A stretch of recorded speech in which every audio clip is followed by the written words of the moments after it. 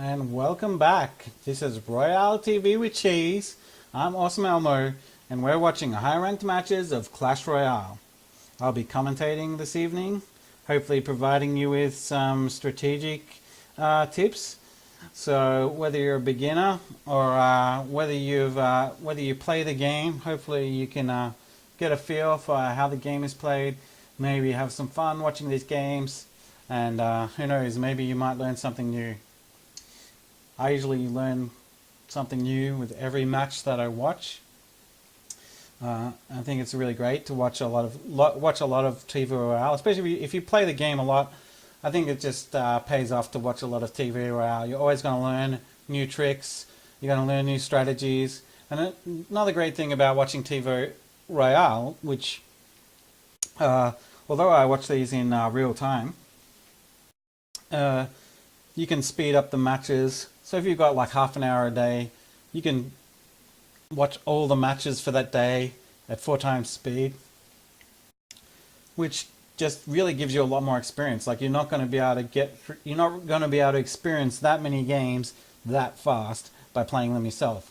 Plus, when you watch TV Royale, you're seeing 2 pros for one, but 2 different people. When you play games yourself, you're only seeing one other person play. So, you know, like the amount that you can learn from watching TV Royale matches is just phenomenally a lot more than you can potentially learn from playing. Not to say that playing the game is not also important. You definitely learn a lot from your mistakes. You learn a lot from how do you defend against different situations. But the amount of knowledge that you can gain from TV Royale is can be amazing. So let's get into some matches. Next up we have RX Bandit from Clan in the Light, ranked 46, versus Long Island 07 from this clan, ranked 74. I'll make the disclaimer, as I always do. I don't read these foreign languages, so I apologize. I can't pronounce them. It's because this is a mobile app, and I can't easily cut and paste these characters. I can't even Google translations, which would be ideal. So if Supercell is ever watching this video, that would be a great thing to add if you really want to support the commentating. Anyway, so this match, RX Bandit playing a bit of a hybrid deck. Yeah, I'm not really sure what to make of this combination of cards. Perhaps RX Bandits just thought, you know what, I'm going to try this and see what happens. Definitely a lot of counterplays. So Goblin Barrel being the one exception. Goblin Barrel is really a kill card. You want to try and drop that in on the tower. So I expect we'll see RX Bandit try to build up a huge elixir advantage using the elixir collector. Just try and counter everything that comes their way until they're in a big enough advantage that they can throw in some goblins, throw in a Dark Prince, and hopefully get a tower. Long Island, on the other hand, is going for a golem deck, using the lightning bolt as a kind of a way to take care of any defensive towers. Not that that's going to be too much of a problem. RX Bandit has the elixir collector, but I expect they will be mostly played in a defensive position so that RX Bandit can try to build up a huge elixir advantage. It's going to be the only problem I see potentially for Long Island doesn't have an elixir collector, which means that these golem is going to be hard to bring out. It costs a whole 8 elixir, which means you need to really save quite a lot of elixir. I just realized there's a slight bit of lag here, but should be okay. Yeah, so who's going to win? I'm not sure. RX Bandit doesn't have a great defense against the golem, although once they figure out the golem is coming, using a combination of skeleton army and minion horde should be able to take care of that. The only problem is going to be this wizard. So I believe that RX Bandit is probably got their slight advantage here. So let's watch the match and see what happens. Oh, hang on. I don't have any music here. I'm just going to put some music on. It's just for the mood. Set the mood. We're in ancient times. Maybe not ancient, like Middle Ages, I guess. Magical Middle Ages. I'm pretty sure there was golems. I remember learning about golems in my high school history class during medieval times. So RX Bandit throwing out an aggressive barrel. So just a bit of an exploratory barrel. Getting quite a lot of damage there, so that worked out quite well. This golem's going to come down. It's just a golem though, shouldn't be too much of a problem. Skeleton Army is going to go to work on that. Problem with Skeleton Army versus Golem is that once the Golem first version of the Golem dies, skeletons just get all wrecked, as you see there, because those Golems have a bit of an explosion upon death. But the minion horde coming out now. The problem is, well, there's the wizard just in time. So Long Island lucky just had enough elixir come up to get that wizard out. Otherwise, that minion horde could have been a real problem for this tower. Here comes the Dark Prince. Dark Prince is gonna burst through all these little wieners, but that wizard doing quite a good job. Already taking out some minion horde and then getting to work on a Dark Prince. So Long Island starting to build up the advantage, which doesn't bode well for RX Bandit because, as I was saying earlier, RX Bandit really needs a big elixir advantage here. We're going to see an aggressive Tesla. Oh, it's a bit conservative, but just, yeah, it's close enough to take out that princess. So well played by Long Island. And elixir container going down. Lightning bolt's going to come out to take that elixir down a notch. Also getting a bit of damage on this tower. Goblin barrel going out, but fireball to counter that. 1 minute left. Whose game is it? We're going to see golems coming out now because of the double elixir. Makes it a lot easier to bring out golems. But that minion horde will go to work on that golem. Good thing. Oh, but a wizard coming out to counteract the minion horde. This could be a tower here. Not sure what's going to happen. Golem nearly dead, but the lightning bolt taking care of that princess. And these golems are going to get to work on this tower. Could be a tower. Going down. So close. Fireball coming in, and that's the first tower. So Long Island leading by 1 tower. Goblin barrel coming out. That's going to do a whack of damage to this tower. Could the tower go down? It's getting pretty close, but not quite close enough. And arrows coming out.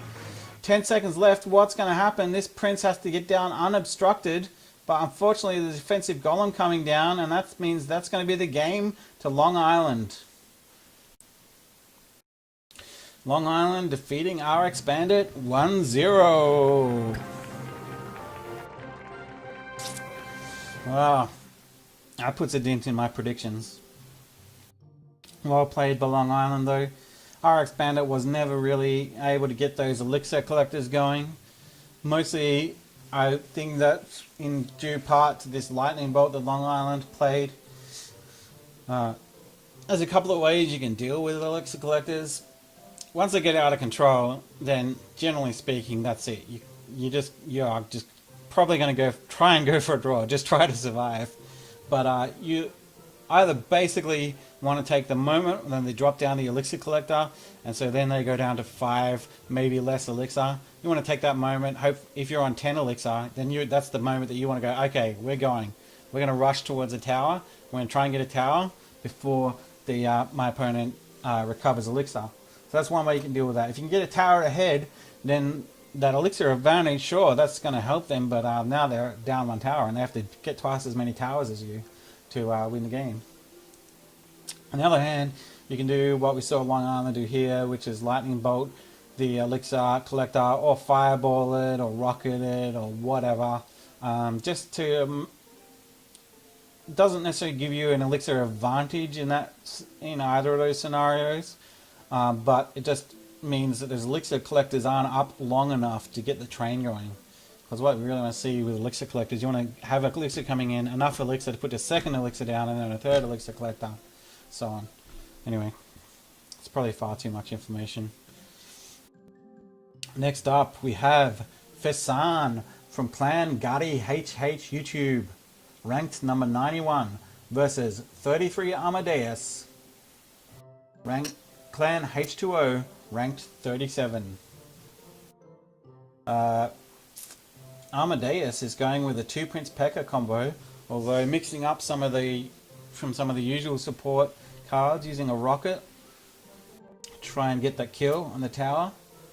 Fesan, on the other hand, wow, using quite an interesting set of cards here. I don't believe I've seen this before. Using the Valkyrie, not sure why that is. Maybe Fesan's thinking, hey, I've got to practice this Valkyrie character because pretty soon she is going to be a badass axe-wielding soldier. And Fesan perhaps is just trying to get in on the ground level and get some practice in. That's one thing about Clash Royale that I've learned, is that the depths of strategy is really deep. Like, you're always learning new things. So if you have one set of cards, just playing with that one set of cards a lot means that you could end up being one of the best at that set of cards. And so when the meta rolls around in your favor, then you can win a lot of games. So yeah, so Fesan perhaps is probably just trying to get something practice in with the Valkyrie, maybe predicting that Valkyrie is going to be potentially the next big thing. Also, Giant and Musketeer combo, quite a good combo. Only thing that's going to be a threat to that is this rocket. But that being said, rocket to take out a Musketeer, you're kind of already losing because that's a 2 elixir penalty. I think Amadeus is going to have this. I don't think that this deck is strong enough, but I could be proven wrong. Maybe Fesan knows something that we don't. Let's watch the match and see what happens. Red versus blue. Fight. Alright. What are we going to see? Is Fesan probably going to start off with a giant? Or looks like it could be a princess. Ice Wizard going down for Amadeus. Doing the dance. I call this the dance where they kind of circle around each other. An Elixir Collector going down for Fesan. Is it too early though? But Defensive Giant coming out. Great play, especially with this Princess over here. That means the Princess is going to start getting to work on these guys. Most of those are going to be taken down, and that's a huge advantage to Fesan. Like, Fesan has managed to get this Elixir Collector down with 0 damage to the towers, which is really incredible. Like, you expect to take damage to your tower when you do such an early Elixir Collector. So, great play by Fesan. Ice Wizard is coming in, but it's not going to do much. It's not very strong against towers. Musketeer coming out for Fesan. Had a bit of an Elixir disadvantage, but now with a Musketeer Valkyrie combo. Now, this is interesting. Valkyrie, how's that going to go against these 2 princes? Well, the prince is going to take down this Musketeer for sure. So, working out slightly in Amadeus' favour there. But Giant coming down, and the princess getting to work on everything that attacks that Giant. But unfortunately the Giant's going to go down. But here's an opportunity possibly to get some damage on the tower. The Wizard coming in. Goblin's going to take out that Princess. Valkyrie coming in. Valkyrie versus Wizard. Going to smack that Wizard in the face. Lovely spin attack from Valkyrie. But the Prince coming down on the other side here. Is a Giant. Yep, Defensive Giant going down. And Prince is going to work on this tower, but the Ice Wizard coming in to take out the Princess. Musketeers coming in here.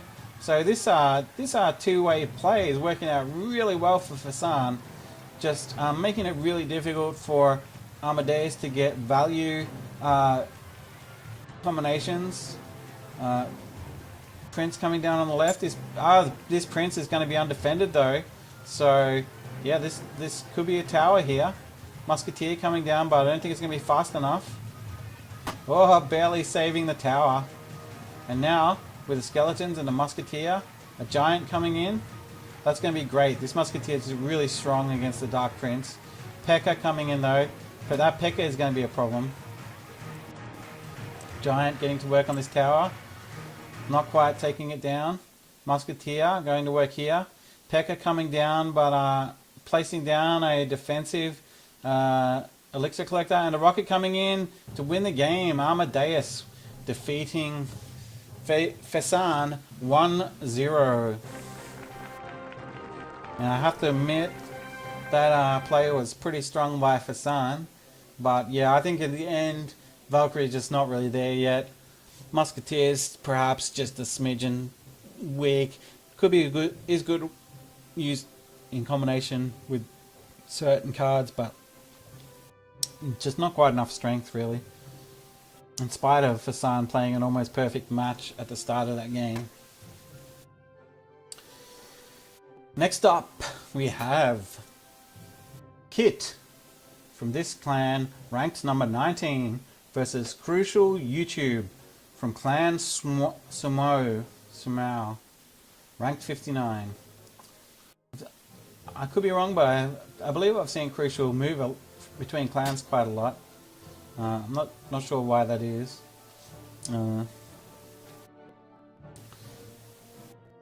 Maybe just likes to make a lot of friends. Kit going for a 2 Prince P.E.K.K.A combo over here. We've talked about that quite a lot. That's pretty much the go-to deck for high ranked matches. On the other side, we have Crucial playing a classic Golem deck. This is the deck that we used to see Smurf play quite a lot. So yeah, it's the Mirror Golem Elixir Collector deck. So what happens is Crucial's going to put down this Elixir Collector, try to build those up for the first 2 minutes. In the last minute, we're going to see Golem. Then a few seconds later, hopefully, if the Elixir's coming in, we're going to see a Mirrored Golem. Then, once the opponent has dealt with those, we could see another Golem coming in with all these, after cycling through these low-cost cards. So it's going to be a Golem assault in the last minute if all goes well. I think that I feel that Crucial has the advantage here. Golem is a fairly strong counter to the 2 princes. None of these units ignore enemy units. So the moment Kit attempts a charge on the tower, Crucial can drop a Golem, hopefully having the Elixir at that point, or the minion horde here. So my feeling is this is going to be quite weighted in Crucial's favour, but could be wrong. Let's watch the match and find out. I don't actually watch these matches before casting these videos, in case you're curious, so I'll be just as surprised as anyone. Crucial, thumbs up, laughing, feeling over the moon. He's going to go for an early Elixir Collector. Princess coming out. Princess could take out that Elixir Collector without too much trouble, but the Dragon is a natural enemy of the Princess. 2 shots, I think, take down the Princess. Also, just not quite taking down those goblins, but good enough for them to be taken out by the tower. Crucial is going to place a Golem. Another Golem in the mirror. I doubt that will come out though. Golem not quite making it out in time to defend against this Prince though, so the Prince getting to work on the tower, but the Prince is easily distracted. I don't entirely understand how the aggro rules work. I just know that some units seem to get distracted even when they're attacking the tower, and other units, once they're attacking the tower, that's it. Like the Dragon, for instance, once it's attacking the tower, it'll just keep attacking that tower no matter what comes up. And that's a tower too, Crucial. But a counter attack coming down the way. Minion Horde's going to take care of that though, but this tower not looking too healthy.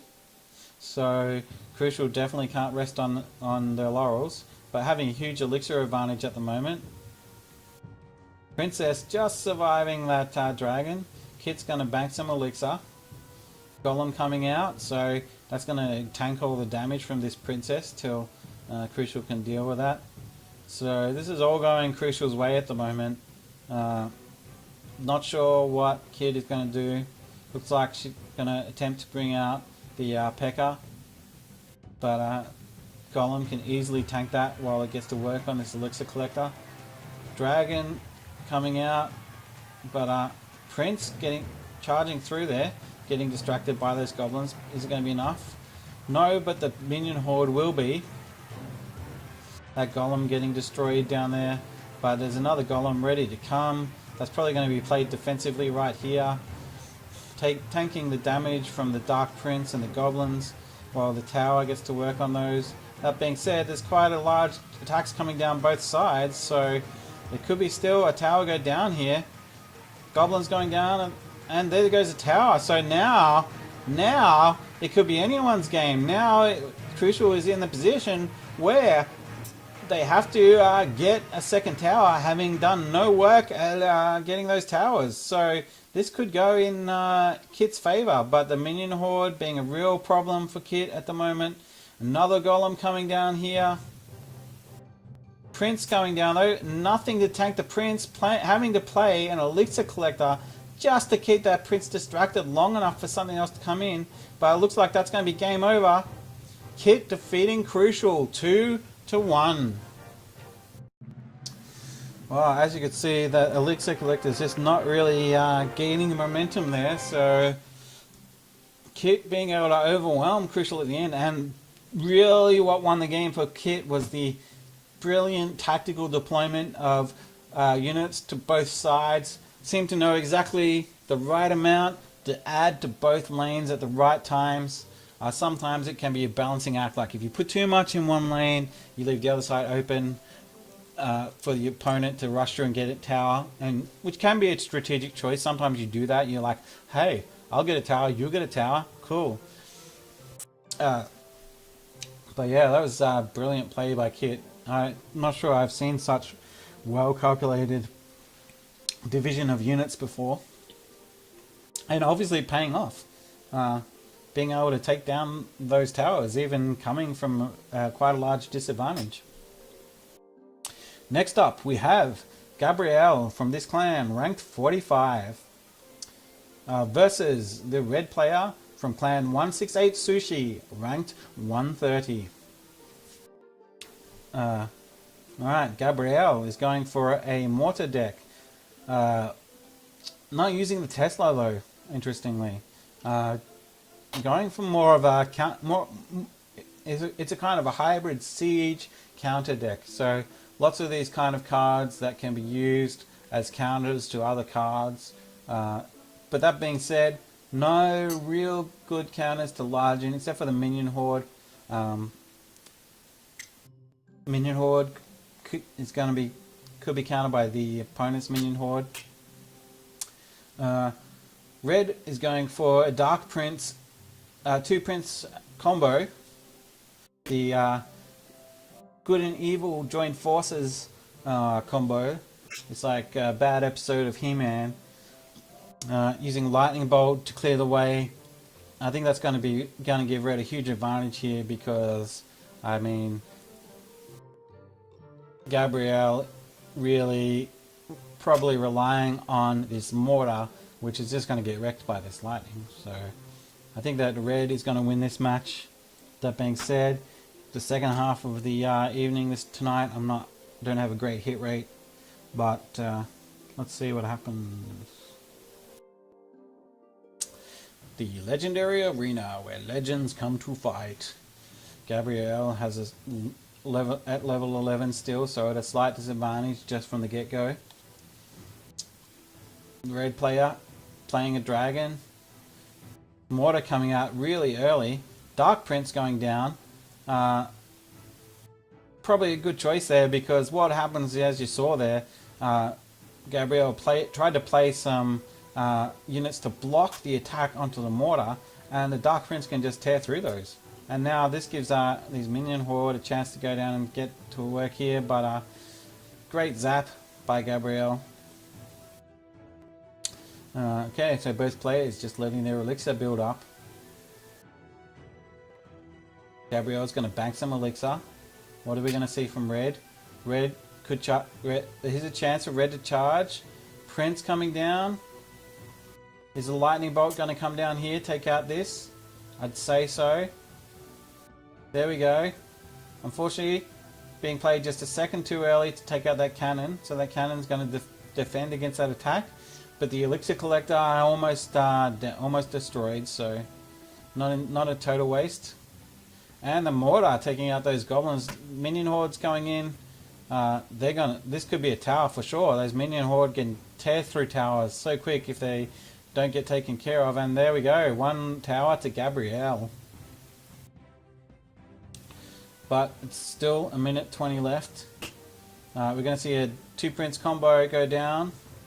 No, we're just going to see the prince. Gabriel has plenty of counters for prince though, so that prince is not going to get very far. Inferno tower going down. Looks like red's getting a little bit frustrated. Minion horde, they're going to take down that dragon. On its own though, the minion horde can just get wrecked, so... and a counter minion horde there. The Dark Prince getting a little bit of damage onto this tower, but overall, that tower is still in pretty good shape. Dragon on dragon action here. It's like Battle of the Titans in the sky. Too many wieners here for the Prince, but the Prince getting through this dragon, unfortunately, just on a sliver of health, but that's all you need. You just need that's the interesting thing about the game. Often some units can do a lot of damage, even if they're just on a little bit of health. You have to get the whole kill or nothing at all. So, dragon coming in here, taking out that minion horde, but it's not going to be strong enough to take out that dragon. Well, actually, we'll take out the dragon, but yeah, with not much left over. Prince coming down, but again, getting distracted by all these little wieners. Red just not really able to capitalize on the 2 prince combo, and that means Gabriel wins the game 1-0. Proving me wrong yet again. Alright. How's it going at the moment? Alright. We'll probably do a couple more matches and then we'll call it a night. You're watching Royale TV with Cheese, and I'm Awesome Elmo, commentating high-ranked matches in Clash Royale. One of my favorite games at the moment. I pretty much stay awake at night thinking, maybe I'll just play one more game. Even when I don't have any crown to collect or chest, it's just such an enjoyable game. I wish I was much better. I hesitate to say that although I have a quite good strategic knowledge, my implementation is not as strong as it should be. Next up, we have Hesruiechk from Clan Taiwan Glory, ranked number 50, versus this red player from Clan HK Sports, ranked 99. I'm a bit at odds as to how to pronounce this, so I'm just going to make my best guess. So Hesruiechk is going with a Hog Rider freeze combo. Otherwise going for a lot of defensive units. So basically what's going to happen is, I expect, is Hesruiechk is going to try and build up Elixir, try and counter everything that the opponent does till they have a big enough advantage that they can send in that Hog Rider, freeze everything and take down the tower. On the other side, red is playing the Expo. Few little weenie units here to just get in the way of the Expo. We've got the Tesla and Cannon as per usual. Elixir to provide a bigger advantage, and yeah, so that's pretty much just a standard Expo deck when trying to take down towers. I think this is going to be a problem for Hesruiechk.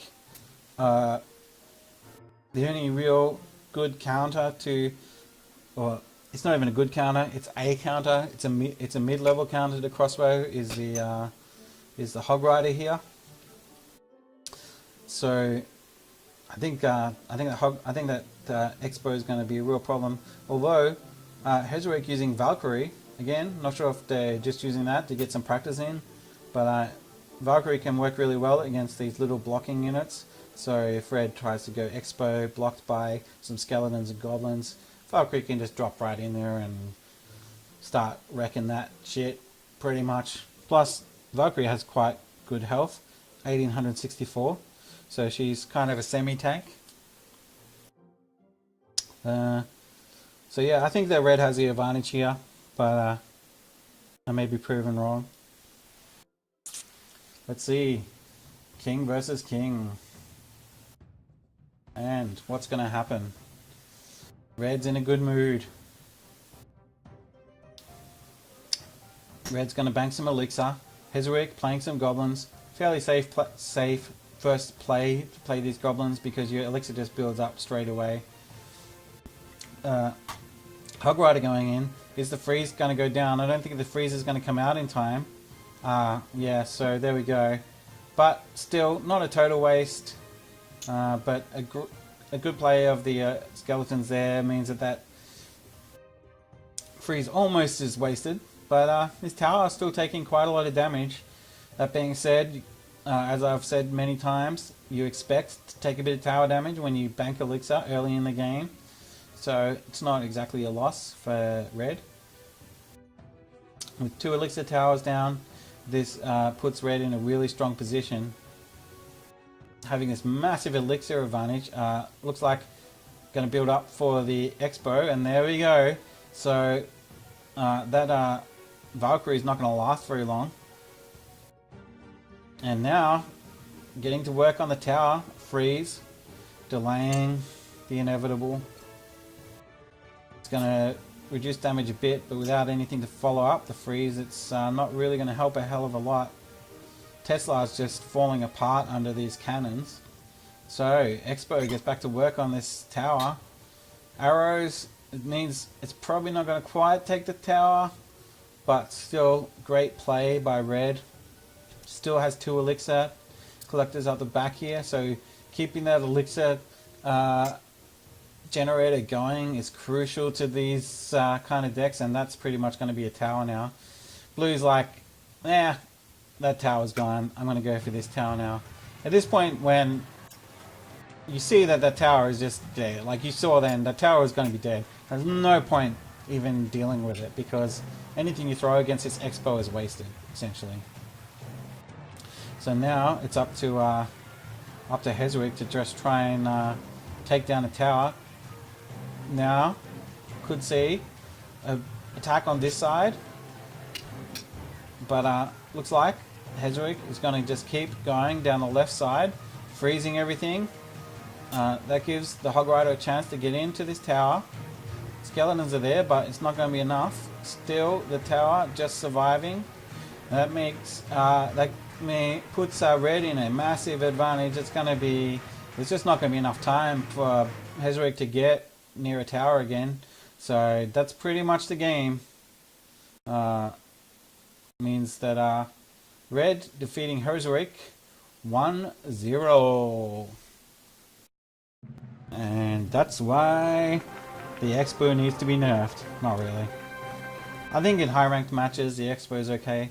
It's more like in anything but the top level players. It's more a case of countering the Expo is very complicated. Whereas countering most units have a card, and most units have at least one card that will deal with them without any complication. For instance, if you have a prince coming down, you drop some skeletons on the prince, say a skeleton army, the prince will die. It's as simple as that. It gets more complicated when you have combos, like a wizard prince combo, for instance, might be more difficult. But generally speaking, most cards have some kind of combo that you can just drop on that card, and that's going to take that card down. There's a few exceptions to that. Obviously freeze doesn't have a card counter, but freeze has a play style counter, which is to spread your units out.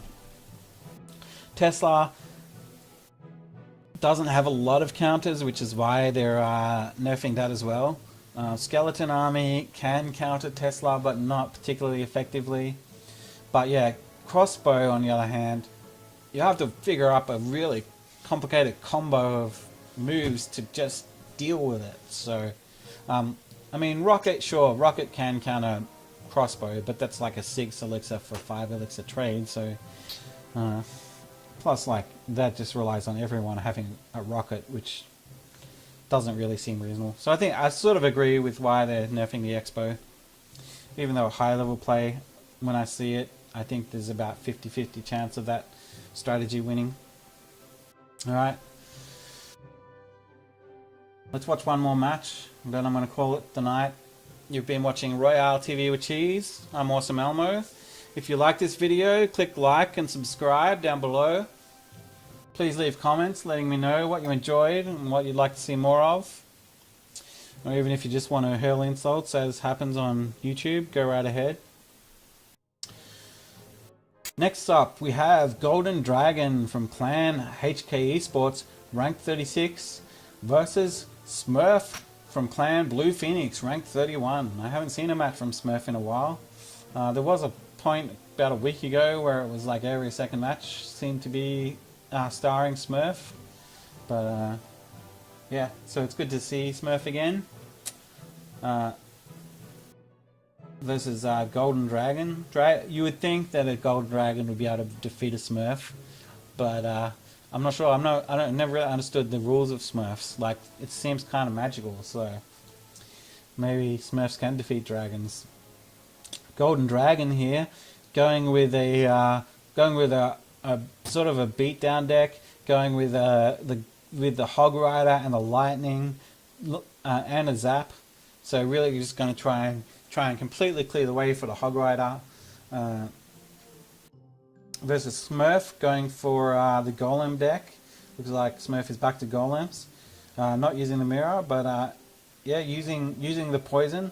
I think poison, although I said earlier, poison's, in my opinion, not really strong enough, but it can work in certain specific situations, like you put a poison with a golem. Well, yeah, that's going to work great because it takes so long for units to take down that golem. Also, going to use try and build up a bit of a swarm here with these huts. Yeah, I think Smurf has the advantage here. Being said, the lightning bolt is going to slow down these elixir factories. So hard to say. Definitely the poison is going to be quite effective against a lot of these troops. I'd say it's nearly 50-50 odds of who's going to win here. I just would have to give it to Smurf based on Smurf is probably the best golem player in the high ranked plays. Let's see. Smurf versus Dragon. It's the battle that we've always dreamed of. Ever since I was a little kid, watching the Saturday morning cartoons, when we thought who would win out of Sonic and Mario, Pac-Man versus Donkey Kong. The battle that we all really wanted to see was a Smurf against a Dragon. And there goes the poison, getting to work on those units. Oh, having a bit of a latency issue there, I apologise. The lightning coming out, taking down this elixir. So that's going to slow things down for Smurf. But Golem's about to come out. Golden Dragon going to go with the Hog Rider coming in. The Tombstone not being placed quite correctly to counter that Hog Rider, so that's going to be a tower go down. Great play by Golden Dragon, but in some ways what you would expect when you play a Golem, you can't expect to go unpunished. Golem getting to work on this tower. That's going to tank most of the damage while the Musketeer can do some damage here, but Musketeer getting pushed out by those Barbarians. And there goes the tower, and the Barbarians in the meantime getting run down by poisoned. So, Hog Rider getting distracted by this Goblin Hut. Goblin Hut's not as great a counter to Hog Rider as the Tombstone is, but it's just, I think Smurf was just trying to create some kind of a distraction. So yeah, now we've got a match. It'll be interesting to see. Either player could win here. Once we get into the last minute though, those golems become super powerful. Smurf banking some elixir, trying to build up the generation for that last minute, but the lightning bolt coming down to try and counteract that. We're going to see an aggressive golem probably. Oh, golem played up here. So Smurf's getting ready for the counter attack. So going with the poison, good choice against those cards. Smurf doesn't really have a great answer to the minion horde, so that's a bit of a problem there. It's going to take down this golem. Minion horde doesn't even get bounced back by the golem death explosion, so great counter. Lightning bolt clearing the way, giving Hog Rider a chance to get in there. Poison coming down though, so that's going to defend that attack. Golden Dragon having the advantage now though. Some barbarians coming in. Some nice zap.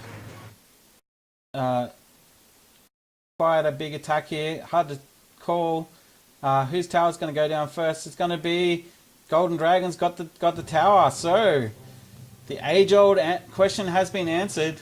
Yes, it's true. It's proven on a 2-to-1 vote that Golden Dragons do in fact defeat Smurfs. Well, that's the last match that I'll be calling this evening. Thanks for watching. You've been watching Royale TV with Cheese. I'm Awesome Elmo. I usually try and create videos every Monday night and most Tuesday nights. I'm hoping to set up a Twitch channel soon, and I hope to see you again. And thanks for watching. Please press like and subscribe if you enjoyed, and come back to watch more. Thanks for watching. Good night.